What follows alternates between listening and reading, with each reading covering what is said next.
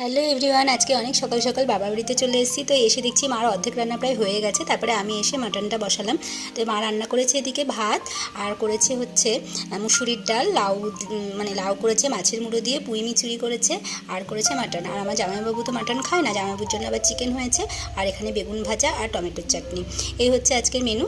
আর এই ভিডিওটা না অনেক দিন আগের, আমি অনেক দিন পরেই আজকে আপলোড করলাম ভিডিওটা, কেননা আপনারা ড্রেস আপ দেখলেই বুঝতে পারবেন যে এটা হচ্ছে শীতের ভিডিও।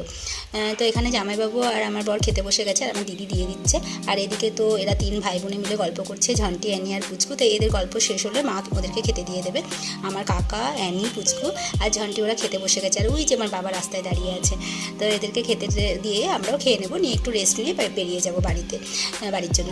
তো যাই হোক, আর প্রতিদিনের একই কাজ, আমরা আসলে পরে আবার রাতের জন্য বাবা এই যে খাবার সব রেডি করে দেয়, আমরা নিয়ে যাই। তো আজকের ভিডিওটা এ পর্যন্ত থাকলো, দেখা হবে নেক্সট ভিডিওতে। টাটা।